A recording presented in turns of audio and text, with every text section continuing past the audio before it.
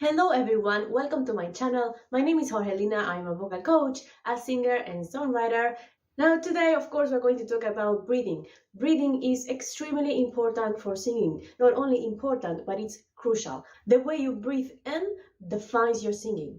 And it's not a general thing. Every breath you take will set up your voice differently. So it's a very, very important and crucial thing to work on when you are training as a singer. And of course, even if you are not a singer and you just want to improve your voice for communication purposes, this applies to you as well. Your breathing affects your voice in many ways. The main one is that, of course, the way you breathe, it's absolutely linked to your nervous system. One of the reasons why our voice is tight and we find it hard to learn to sing is because our brain is used to associating singing with threat for many reasons, and I've talked about this in many other videos. I'm gonna link some of them below, but for now just know that yes, the way you breathe, it can either tell your brain that singing is safe, in which case you're gonna open your voice and singing is gonna be natural, or it can tell your brain that you are in a dangerous situation even if you are not, and that is gonna make your singing very hard and challenging. That's not what I want, right? And so today we are going to work a little bit with sense of perception, and you are going to explore what is a way of breathing that helps you the most right now. That, of course, it will change with time. So to start with, we are going to breathe in through the mouth today. Now for singing, for the method I use, the method that has helped me the most and most of my students the most, we breathe in through the mouth. And I know that a lot of people will tell you to breathe through the nose instead. Yes, nose breathing is more healthy for every day, but for singing, we are going to breathe in through the mouth. If you find this extremely challenging or threatening, don't worry, maybe don't practice it yet. But the reality is that when we sing songs, we do breathe through the mouth. We just don't have time to breathe through our nose within songs, but also breathing through the nose creates some resistance when you're gonna sing. I'm not gonna talk about that too much right now, it's for another video, but if you are in and you wanna give it a go, then keep on watching this video and try the few little things that we are going to explore right now. Now, this is an exercise that you can actually apply to your songs right away.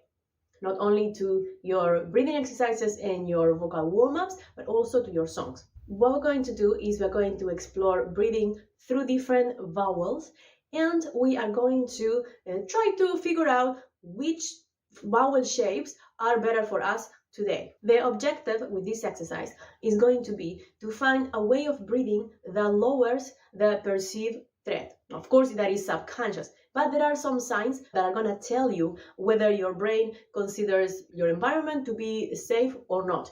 It's extremely important that for singing, your nervous system associates singing with safety and comfort. We're going to practice breathing through different vowels. There are a few things that you can look for that will tell you if this is a better way for you to breathe in today or not. Let's talk about 4 ways that you can identify today which vowels are better for you to inhale today. So first one is ribs expansion. Check that your ribs are expanding this way when you inhale, and that inhale shouldn't make you extremely tighten your belly. So not this, right? When you tighten the belly strongly like that, you are protecting all your organs. Brain understands you are in a dangerous situation. So you expand your ribs, but the belly doesn't fully tighten like that. So firstly, your ribs expand without the belly pulling in too much. Secondly, we are going to observe how much noise you make when you breathe. Now, ideally for singing, you don't want to make any noise. You want silent breathing, because when you make noise, there are a lot of muscles that are engaging and they are getting on the way of your free singing. There are accessory muscles that you don't really need for singing. You probably need them for another situations, but for singing, breathing is different. So if you are breathing and you find yourself making a lot of noise like this, see, everything tightens up right away. That's not what we want. We want to find a breathing noiseless. Thirdly, you want to check how the rest of your body is reacting to it. If you find all your body tightening up, your shoulders coming up when you breathe in, then also not good. If you breathe in and your shoulders go up, everything is tightened again. So that's what I want to avoid. The last thing we're going to check for this exercise is how much your jaw is tightened when you breathe in. So if you breathe in and you are tightening too much like this, then that is not a good vowel for you to try. And you have to find a vowel in which the jaw is okay with being soft. Those are the 4 signs that we are going to look for in this exercise. And I'm going to suggest 2 vowels today. Of course, there are many more, but for today we're going to try those 2 because they are very different and they will work differently depending on the moment of your singing journey that you are currently on. The first vowel that we are going to explore is the oo vowel. For the oo, we are going to project the lips forward without tensing this part of our lips, just the sides. This muscle goes forward like this, stretches. And the jaw starts opening. If you don't have a lot of singing training, or if you have been training in ways that are not too functional, then even if you project your lips forward, you're going to find yourself tightening the jaw a lot. So you try to, as much as possible, to give, even if you don't open too much, to give some space. If you bring your fingers here, you want to make sure that the teeth are actually separating between each other, not like this, ooh, no space, but more ooh.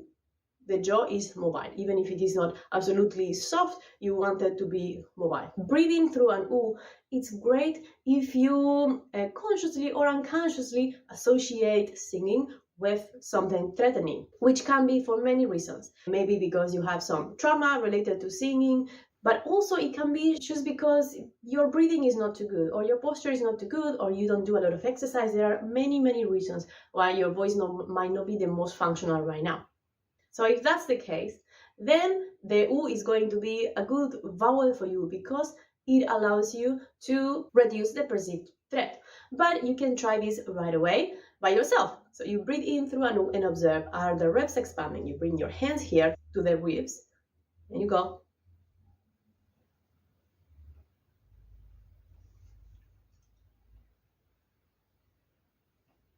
Okay, ribs are expanding. I am not lowering my shoulders.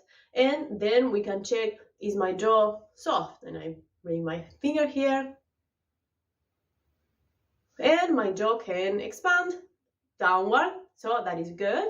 Finally, I am not making any noise. So that is a good vowel for me. And I can right away apply it to my songs. So for example, if I was to sing the song Yesterday, if I wanted to apply this new breathing technique, I will practice it like this. I will breathe in with my oo, and then I will sing a phrase.